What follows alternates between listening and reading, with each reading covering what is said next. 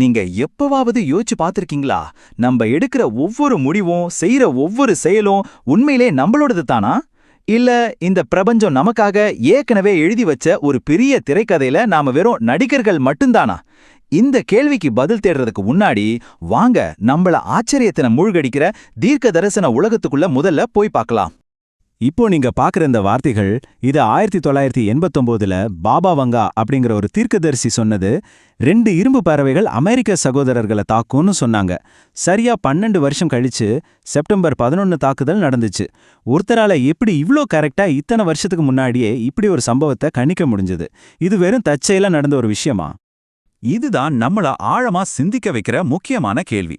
நம்மளோட தேர்வுகள், நம்ம கனவுகள், நம்மளோட போராட்டங்கள் இதெல்லாம் நிஜமாவே நம்ம கையில தான் இருக்கா, இல்ல நாம ஒரு பெரிய பிரபஞ்ச நாடகத்தோட ஒரு சின்ன பகுதி தானா? வாங்க இந்த முழு ஆய்வுலையும் இந்த புதிர்க்கான விடைய நாம ஒன்னா சென்று தேடலாம். இந்த மர்மத்தோட முதல் அடுக்க இப்ப நாம விளக்கி பார்க்கலாம். எதிர்காலம் அப்படிங்கிறது நாம உருவாக்குற ஒரு விஷயம் இல்ல, அது ஏற்கனவே அங்க இருக்கு அப்படிங்கிற ஒரு கோட்பாட்டை தான் நாம இப்போ ஆராய போறோம்.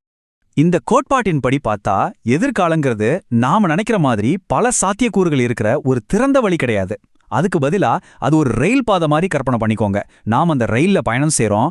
அடுத்த ஸ்டேஷன் எதுங்கிறது ஏற்கனவே முடிவு செய்யப்பட்டிருக்கு.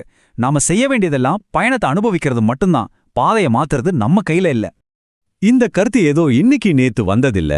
ஆயிரக்கணக்கான வருஷங்களுக்கு முன்னாடியே மகாபாரத போர்க்களத்துல அர்ஜுனன் தன் சொந்தக்காரங்களுக்கு எதிராக போர் செய்ய தயங்கினப்போ கிருஷ்ணர் இதத்தான் சொன்னார். அவங்க எல்லாரும் ஏற்கனவே ஏன் மனசுல இறந்துட்டாங்க, முடிவு எழுதப்பட்டுருச்சு, நீ உன் கடவைய மட்டும் செய் அப்படின்னு சொன்னாரு. இதிலிருந்து என்ன தெரியுதுன்னா, நடக்க போற விளைவு ஏற்கனவே தீர்மானிக்கப்பட்ட ஒண்ணு அப்படிங்கறத ரொம்ப ஆழமா உணர்த்துது. சரி, எதிர்காலம் ஏற்கனவே தீர்மானிக்கப்பட்ட ஒண்ணுன்னா அதை இயக்குறது எது? அதுக்கு பின்னாடி என்ன மாதிரியான விதிகள் இருக்கு? வாங்க இந்த பிரபஞ்சத்தோட அவசியலமைப்பு பத்தி கொஞ்சம் பார்க்கலாம். இந்த விளக்கத்தோட மைய புள்ளியே இந்த சனாதனம் அப்படிங்கிற வார்த்தை தான். இது வெறும் ஒரு சொல் இல்ல, இது இந்த பிரபஞ்சத்தையே இயக்குற ஒரு அடிப்படை ஆபரேட்டிங் சிஸ்டம் மாதிரி. ஒரு சின்ன அணுவாட இயக்கம் தொடங்கி பெரிய நட்சத்திரங்களோட சுழற்சி வரைக்கும் எல்லாமே இந்த மாற்றவே முடியாத நித்தியமான விதிகளின்படி தான் நடக்குது. இதுதான் அந்த பிரபஞ்ச அரசியலமைப்பு. இந்த ஒப்பீட்டை பாருங்களேன், இது அந்த கருத்தை புரிஞ்சுக்க ரொம்ப உதவியா இருக்கும். கணக்குல 2 கூட்டினா எப்பவுமே 4 தான். அந்த விதியை நம்மால மாத்தவே முடியாது. பதில் ஏற்கனவே தீர்மானிக்கப்பட்டுருச்சு. அதே மாதிரி தான் பிரபஞ்ச அமைப்புலையும் சில காரணங்கள் ஒன்று சேரும்போது அதுக்கான விளைவு என்னவா இருக்குங்கிறது ஏற்கனவே தீர்மானிக்கப்பட்டது. அந்த அடிப்படை விதிகளை நம்மால மாத்த முடியாது. இந்த பிரபஞ்சம் ஒரு பெரிய கணித சமன்பாடு மாதிரி தான் இயங்கிட்டு இருக்கு. எதிர்காலங்கிறது ஏற்கனவே எழுதப்பட்ட ஒரு புத்தகம்னு வச்சுக்கிட்டா அந்த புத்தகத்தை படிக்கிற திறமை யாருக்கு இருக்கு? ஏன் நம்மள சில பேரால மட்டும் அந்த பக்கங்களை புரட்டி பார்க்க முடியுது? அந்த தீர்க்கதரிசிகளை மத்தவங்கள்ல எது அழகுபடுத்துது? ஒருத்தர் தீர்க்கதரிசி ஆகிறதுக்கான தகுதி ஒரே ராத்திரியில கிடைக்கிறதில்ல. அது ஒரு ரொம்ப நீண்ட ஆன்மீக பயணம். இந்த படிகள் அதை தெளிவா காட்டுது.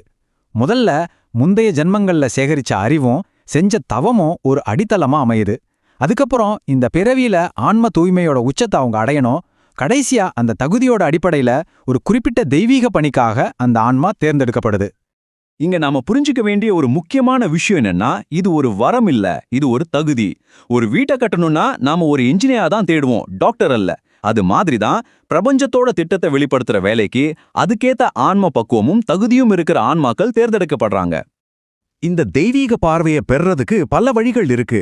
ஆழ்ந்த தியானம் செய்யறப்போ நம்ம மனசோட சத்தம் குறைஞ்சு பிரபஞ்சத்தோட மெல்லிய குரலை கேட்க முடியும். ஒரு குருவோட ஆசீர்வாதம் அந்த பாதையை இன்னும் சுலபமாக்கும்.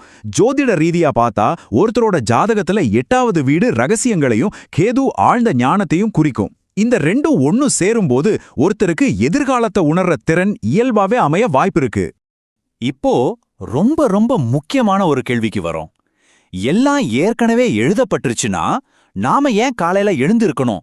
நாம எடுக்கிற முடிவுகளுக்கு என்னதான் அர்த்தம்? நம்மளோட சுதந்திர விருப்பத்துக்கு, அதாவது ஃப்ரீ வில்லுக்கு இந்த பிரபஞ்ச நாடகத்துல என்ன பங்கு இருக்கு? இங்கதான் இந்த கோட்பாட்டோட ஆழமான ஒரு முரண்பாடு ஆரம்பிக்குது. அதோட முதல் பகுதி இதுதான். ஆமா, உங்களுக்கு முழு சுதந்திரம் இருக்கு. என்ன செய்யணும், எப்படி நடந்துக்கணும் அப்படிங்கறத நீங்க தான் தேர்ந்தெடுக்கணும். உங்க செயல்களுக்கு நீங்க தான் பொறுப்பு. ஆனா அந்த முரண்பாட்டோட 2வது பகுதி இதுதான். நீங்க ஒரு செயலை தேர்வெடுக்கலாம், ஆனா அந்த செயலோட விளைவு என்னவா இருக்குங்கிறது உங்க கையில இல்ல. அது பிரபஞ்சத்தோட விதிகளால, அந்த சனாதனம் அப்படிங்கிற அமைப்பால ஏற்கனவே தீர்மானிக்கப்பட்டிருக்கு. இந்த ஒப்பீடு இந்த முரண்பாட்டை ரொம்ப தெளிவா விளக்குது பாருங்க. ஒரு விதைய நடுறது உங்க சுதந்திரம், அது உங்க செயல். ஆனா அந்த விதை மாங்கன்னாதான் முளைக்குமா இல்ல வேப்ப மரமா வளருமாங்கிறத தீர்மானிக்கிறது பிரபஞ்சத்தோட அமைப்பு. இன்னும் சிம்பிளா சொல்லணும்னா, நீங்க மெனு கார்டை பார்த்து எந்த உணவை ஆர்டர் பண்ணலாங்கிறது உங்க சுதந்திரம். ஆனா அந்த உணவோட சுவை எப்படி இருக்குங்கிறது சமையல்காரரை பொறுத்தது. நம்ம சுதந்திரம் நம்மளோட செயல்ல இருக்கு, அதோட விளைவுல இல்ல. இந்த பிரபஞ்ச விதிகளோட அடிப்படையில மனித குலத்தோட அடுத்த அத்தியாயம் எப்படி இருக்க போகுது? வாங்க இந்த ஆய்வோட கடைசில வரப்போற மாற்றங்களை பத்தின சில கணிப்புகளை பார்க்கலாம். இந்த கணிப்புகள் எல்லாம் ஏதோ கற்பனை இல்ல, இது வரப்போற ஒரு பெரிய மாற்றத்தோட அறிகுறிகள். நிக்கோலா டெஸ்லாவோட 369 மாதிரி இருக்கிற பிரபஞ்ச ரகசியங்கள் எல்லாம் வெளிவரணும், மனிதகுலத்தோட அறிவியல் அறிவு இன்னைக்கு இருக்கிறத விட 100 மடங்கு அதிகமாகணும், கடலுக்கு அடியில வாழுற வேற நாகரிகங்களோட நமக்கு தொடர்பு ஏற்படணும்னு கணிக்கப்பட்டிருக்கு. இது நம்ம மனித உணர்வுல ஒரு மிகப்பெரிய புரட்சியை கொண்டு வரும். அதனால இங்க இருக்கிற முக்கியமான செய்தி இதுதான். வரப்போற நிகழ்வுகளை பார்த்து நாம பயப்பட தேவையில்ல. இது ஒரு அழிவோட அறிகுறி இல்ல, இது ஒரு விழிப்புணர்வுக்கான அழைப்பு. மனிதகுலம் தன்னோட இப்போதைய குறுகிய பார்வையிலிருந்து வெளியே வந்து ஒரு உயர்ந்த பிரபஞ்ச உணர்வோட தன்னை இணைச்சிக்க வேண்டிய நேரம் இது. இந்த பிரபஞ்சத்தோட மாபெரும் திரைக்கதையில உங்களுக்கும் ஒரு முக்கியமான பாத்திரம் கொடுக்கப்பட்டிருக்கு. உங்க செயல்கள், உங்க எண்ணங்கள், உங்க விருப்பங்கள், இது எல்லாமே இந்த பெரிய திட்டத்தோட ஒரு பகுதிதான். அதனால உங்களை நீங்களே கேட்டுக்கோங்க, இந்த பிரபஞ்ச நாடகத்துல உங்க பங்கு என்ன? நீங்க நடுற விதை இந்த உலகத்துக்கு என்ன கனிய தரப்போகுது?